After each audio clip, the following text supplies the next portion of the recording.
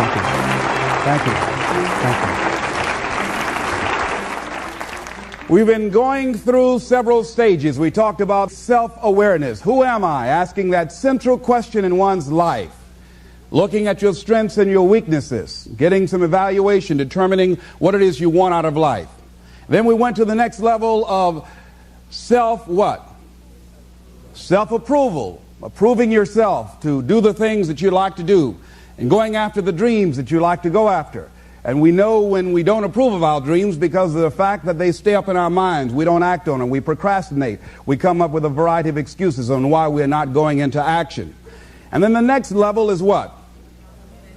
Self-commitment. Going for that dream. Going for those goals. Deciding to do the things that are necessary to bring about the changes that we want to bring in our lives or what we want to bring in society. And then after that, we are now to this level. And this stage is what? Self-fulfillment. Because when you are involved in commitment, when you are implementing your plan of action, you're going to produce some results. You're going to have some victories that you can feel good about. And it's a time of celebration. So what happens when you hit the level of self-fulfillment? First of all, what we want to know is that self-fulfillment is unending and should be viewed in that context. Robert Schuller says it best when he says success is never ending. So that means that we never get to a level where we feel that there's nothing else for us to do, that we've achieved certain number of goals and we figure that we're through. No. You don't want to stay there and celebrate too long like a lot of people do. When they do something they consider outstanding, they go around talking about what they used to do. See, let me tell you, I used to do this and I used to do that. Excuse me, used to be's don't make no honey. What are you doing now? What have you done for me lately? You know? Go around telling people about what you used to do and who you used to be. What does that count for now? Nothing. What are you doing now? You're still here breathing. That means you've got some more to give. Doesn't matter how old you are, doesn't matter about where you are, doesn't matter about what you have, doesn't matter about what you've done.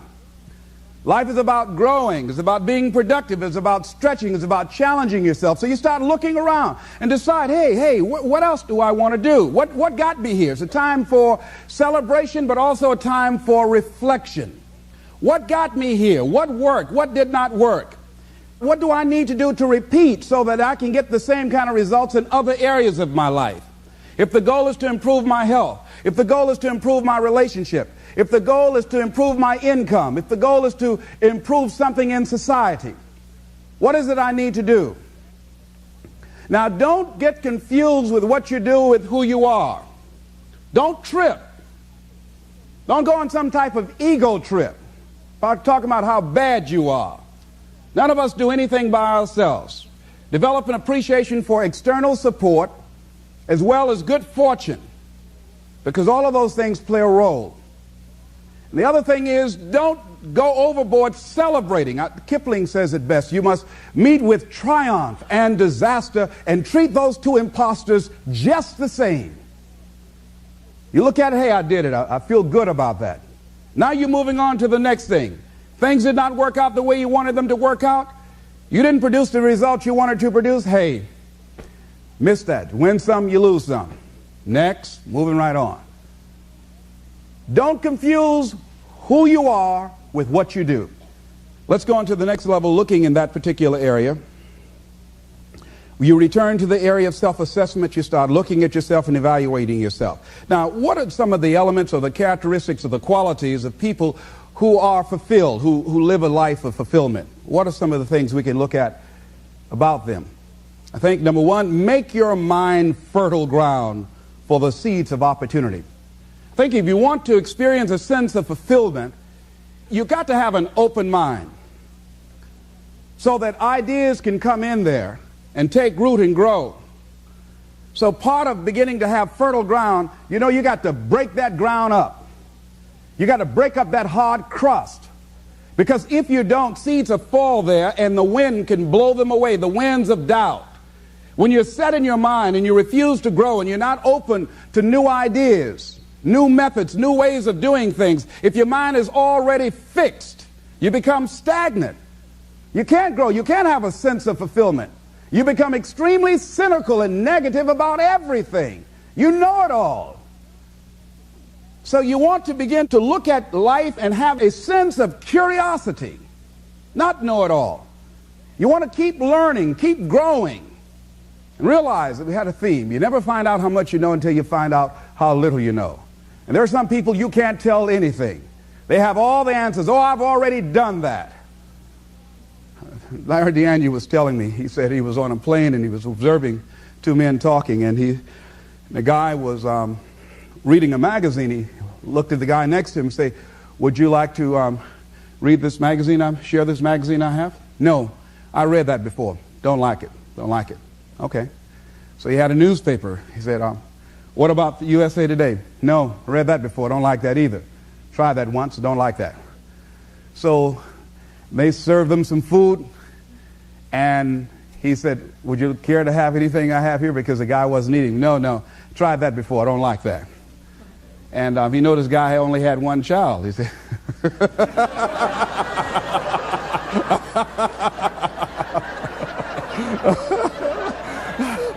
what Larry was trying to say is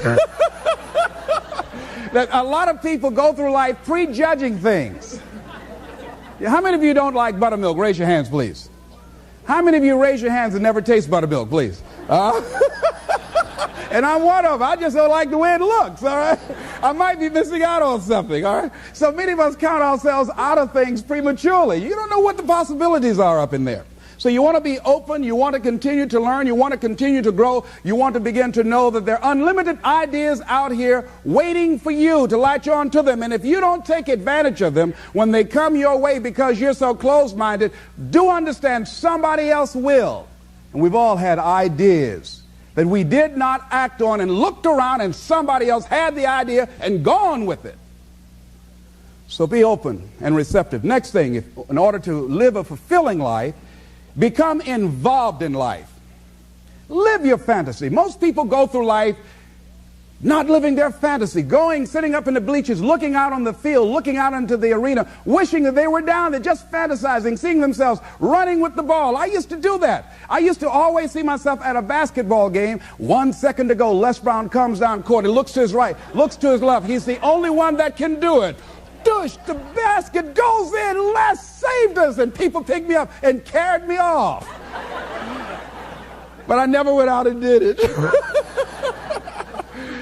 Decide to live your fantasy.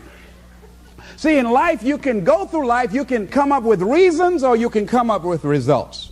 You can come up with excuses or you can come up with achievements. You can go through life blaming or you can come up with solutions. The choice is in your hands, satisfaction or despair. We can choose that. So look at your life and decide what it is that you want to do that will give your life a sense of worth. Someone said that your life worth is measured by your accomplishments and not by your complaints.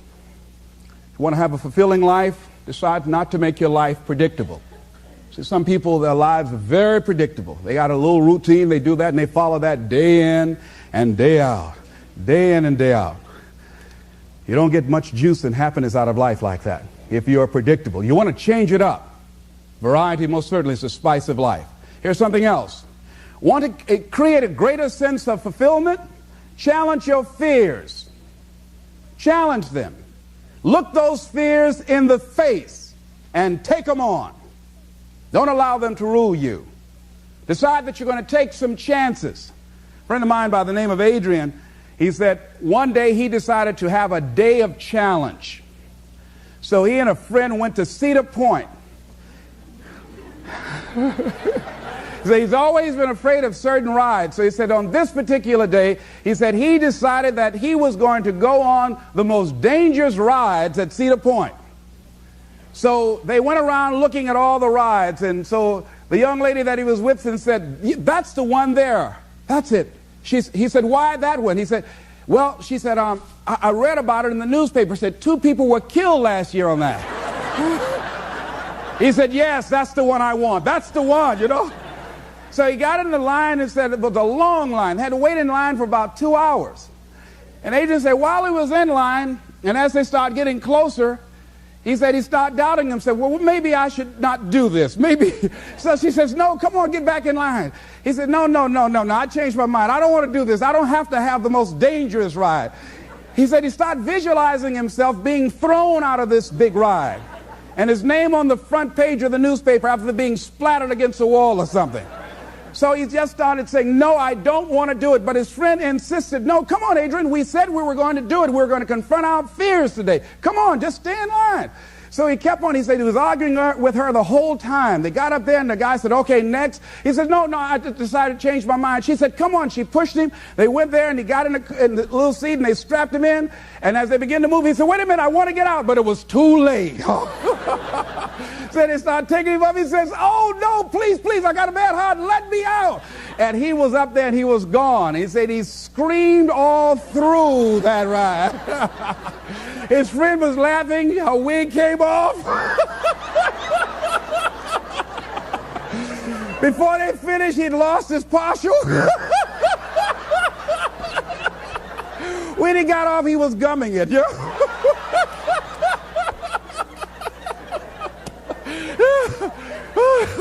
But Adrian said, Les, when I got off, he said, I walked a little taller. And he said he felt good inside.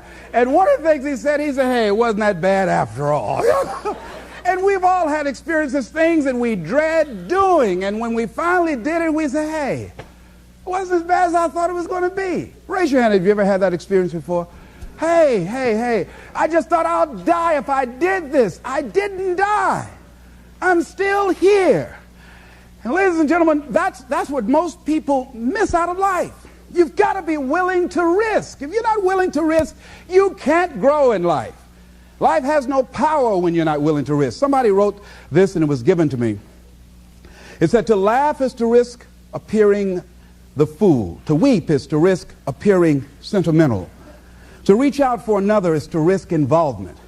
To expose feelings is to risk exposing your true self. To place your ideas, your dreams before a crowd is to risk their loss. To love is to risk not being loved in return. To live is to risk dying.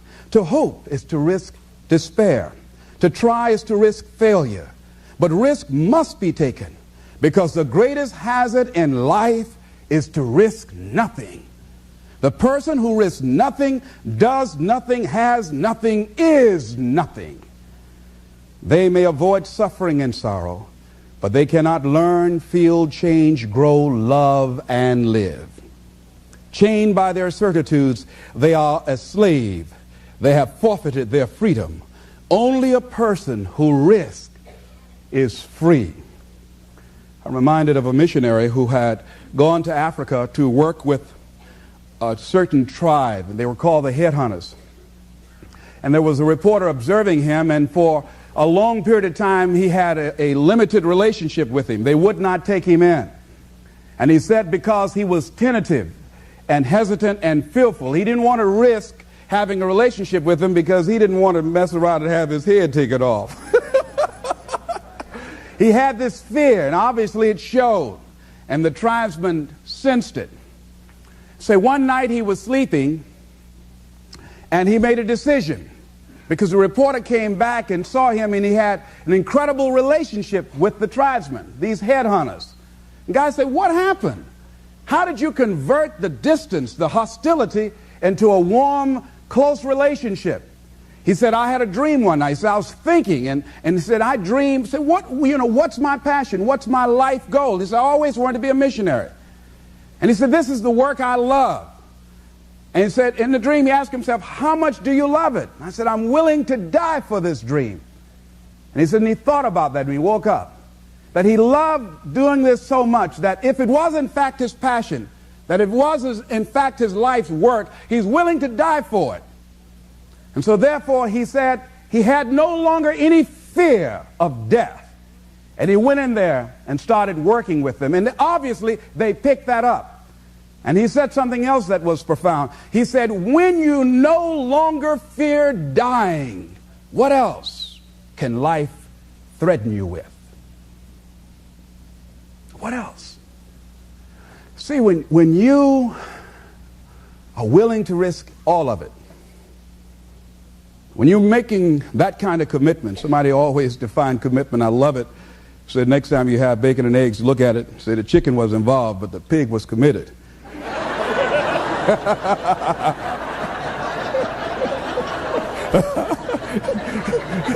He had to give it all up.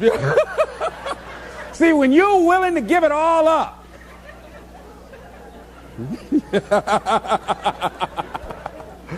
see, that's what life is. See, you've got to be willing to give it all up. When you're willing to throw it all on the line, that's when life takes on a whole new dimension.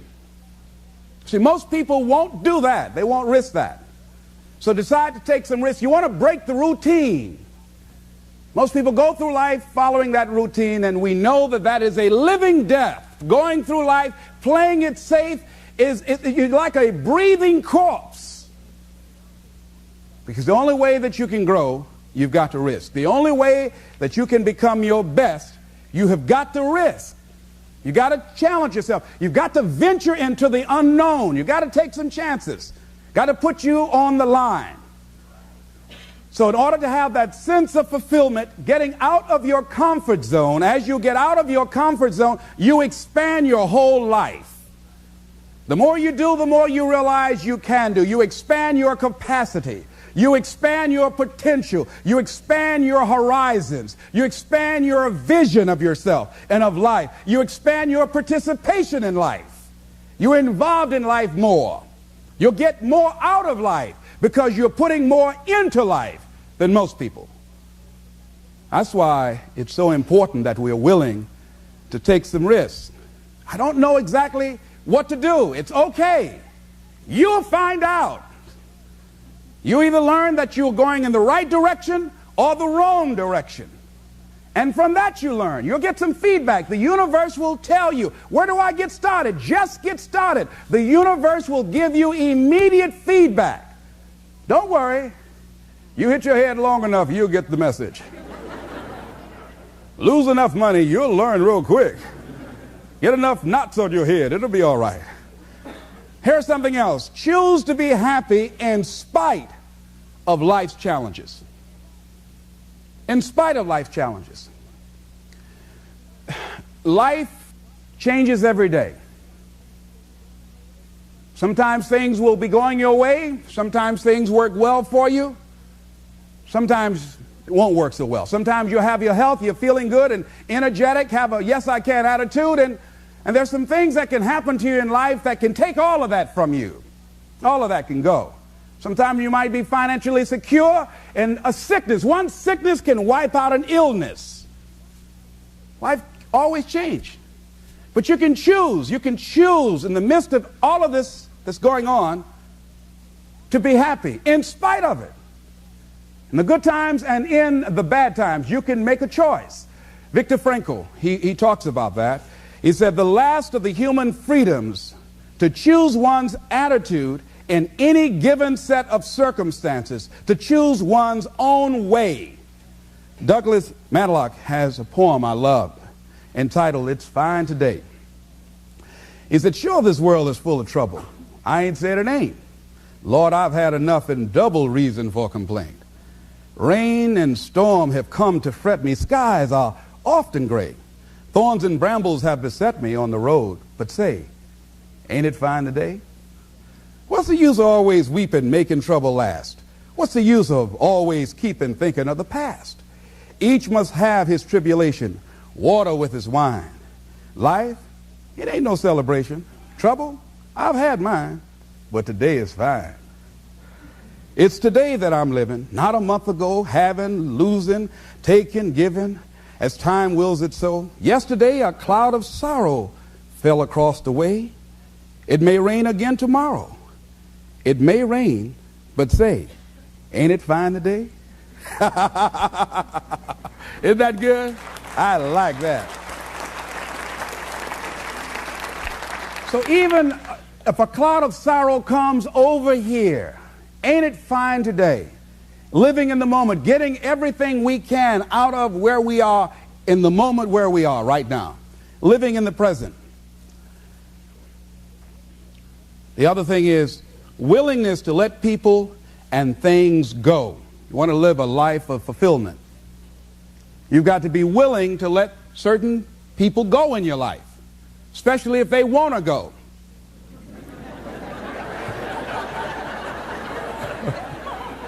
Don't get addicted to material things. Be willing to let things or people go.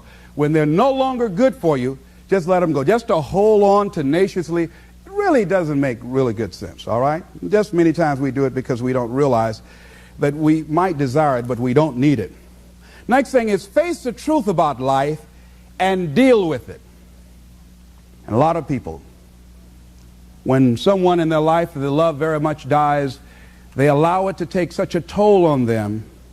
They make themselves miserable, and they literally will themselves to die early because they feel without this person they have nothing to look forward to.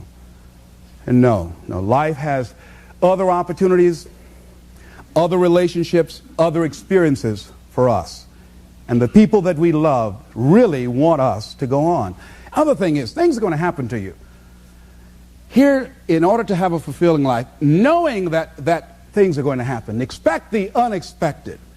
Whatever happens to you, use everything for your upliftment, learning, and growth. Everything that happens, use it for your upliftment, learning, and growth. In the midst of it, ask, what can I learn from this? What can I get from this? How did I end up here? What's the blessing in this for me? Ask yourself that, whatever it is, and don't let it go until you get your blessing out of it, because there's a blessing there. There's a lesson there. There's something for you in everything that happens to you for you to learn from that experience. Look at it, examine it, analyze it, dissect it, take it apart until it reveals itself to you. And then get what you need from that and move on. But everything that happens to you. I have a friend, she stutters, and I said, are you taking any special classes to stop from stuttering? She said, no. I said, why? Because it helps my business. I said, how? When I go in to somebody, I say, now, if you're busy, I'll come back because I stutter. And they used to say, oh, no, you can tell me right now. And then she say, well, this is my product. And she said, after she goes through it, and if they say no, she said, well, you didn't understand.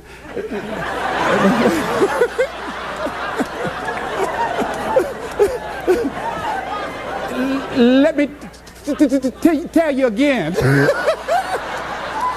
And they say, oh, no, that's all right. How much you said it is?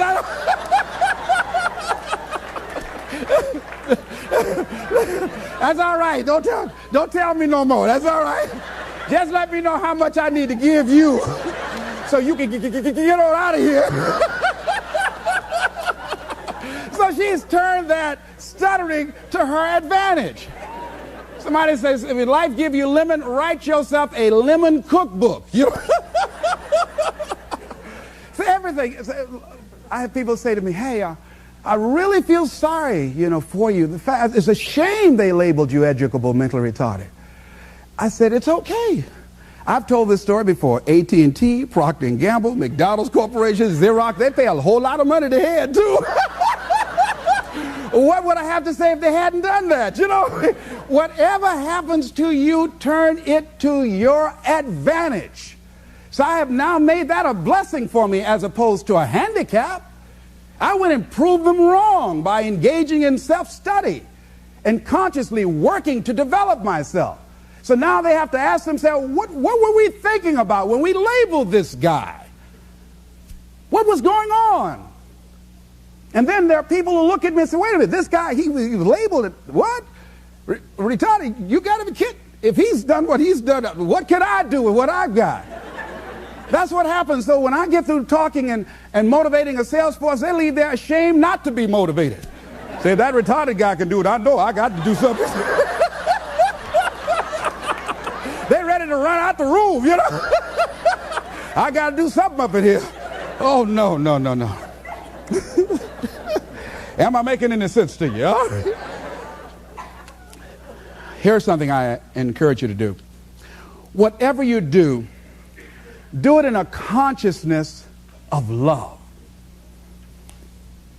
See, if you love what you do, and if you decide to love people, to make wherever you are an experience of love, just decide to be a loving person, regardless if the people you're around are loving or not.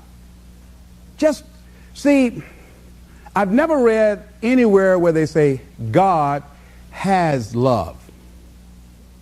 I've never read that.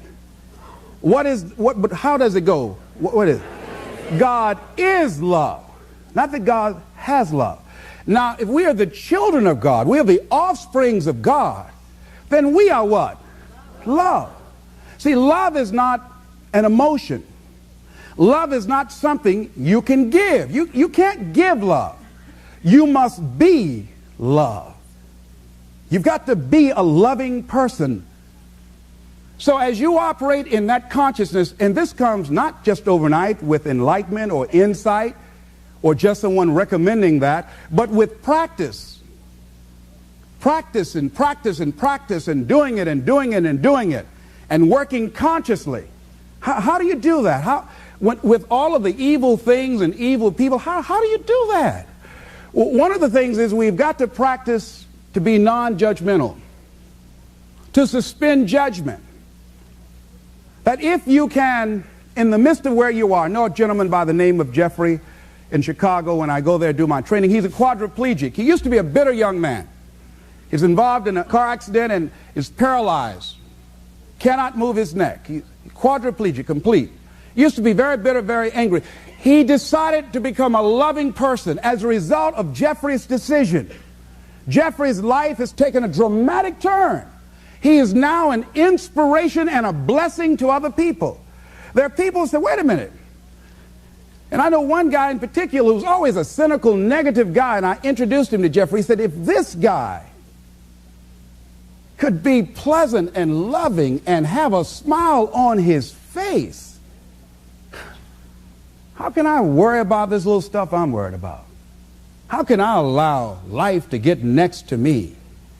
How can I talk about being depressed when I can get up and move around and walk around? And Jeffrey can't do that, and he's confined to this wheelchair. Jeffrey has decided in a spirit of love to make his life a blessing to other people. He's going back to school. He writes with a pencil in his mouth. He is determined. Sometimes he becomes a little frustrated. Sometimes he does get a little depressed, but he doesn't allow it to keep him there. He's a loving spirit. You can feel it in his consciousness, just being around him. You can look at him and feel good inside. He's an inspiration to the people that come in contact with his life. That's a decision that he has made. And I feel that we can all make that decision. And through practice of being loving and giving out what we want, that we can become that kind of person in spite of the circumstances. Emmett Fox said, love is absolutely invincible. He said that there is no difficulty that enough love will not conquer, no disease that enough love will not heal, no door that enough love will not open, no gulf that enough love will not bridge, no wall that enough love will not throw down, no sin that enough love will not redeem. It makes no difference how deeply seated may be the trouble, how hopeless the outlook, how muddled the tangle, how great the mistake, a sufficient realization of love will dissolve it all. If only you could love enough, you would be the happiest and most powerful being in the world. And he ends it in a scripture that says, God is love, and he that dwelleth in love dwelleth in God, and God in him. Decide to be a loving experience in life. That whatever work you have to do, do it lovingly. That whatever relationships that you have, just decide to be more loving, more giving, more caring, more concerned, more sensitive than you've ever been before. But what if you don't get it back? It would be great if you get it back. It would be great. But don't count on it. You might get it back and you might not. But don't let someone else determine who you're going to be. Be who you are. Give what you want. Why? Because you want it back? No. Do it because that's who you are. Do it because that's how you've decided to live your life. Do it because it gives your life a sense of fulfillment and worth and self-respect. When we get off center, when we allow people or circumstances to determine whether or not we are loving because of the way they treat us or because of what we are experiencing, then we are not operating at cause in our lives. We are not controlling our destiny. We're not determining what happens to us and for us. And that's the power that we have been given, the power to choose ye this day whom you will serve. Who will you serve? Those negative feelings and emotions, anybody can hate. Anybody can be revengeful. Some people rather get revenge than get ahead in life. Anybody can do that. Anybody can hold a grudge. Doesn't take any greatness on that. Don't need any motivation and encouragement to hold a grudge. Have some resentment in your heart and some bitterness. But the real challenge about growth and moving into your greatness, it's about being who you are, being true to you. I say, as you look at life, here's something I like what Charles Fillmore said at age 94. I fairly sizzle with zeal and enthusiasm as I spring forth with a mighty faith to do the things that ought to be done by me. I spring forth with a mighty faith to do the things that ought to be done by me. And I say, as you go toward your goals and your dreams, spring forth with a mighty faith to write the book that ought to be written by you, to sing the song that ought to be sung by you, to start the business that ought to be started by you, to help the people that ought to be helped by you, to make the difference in our society that ought to be made by you. Determine, what is my life work? What is the work that I ought to do? How is it that I can make my life a great experiment? How is it that I can make the contribution that I showed up to give? Something that when I go to sleep at night, I can feel good within myself and know that I've given life my very best. And one last step, I think, in the area of self-fulfillment, and that is that you must live in a spirit and an attitude of gratitude. There's so many things, ladies and gentlemen, that we take for granted. So many things.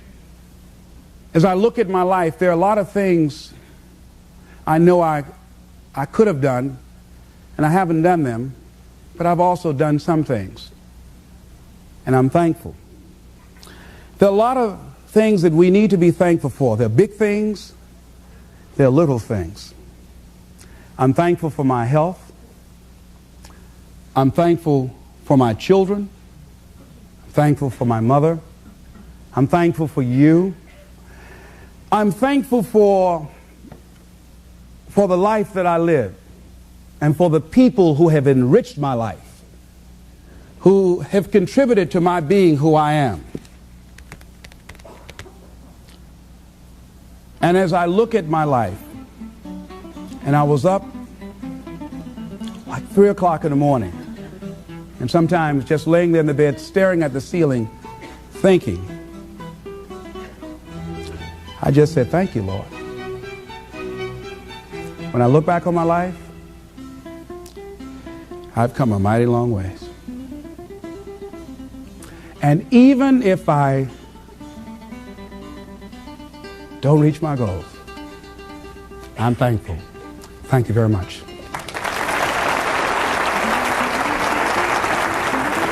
Thank you. Thank you. Thank you.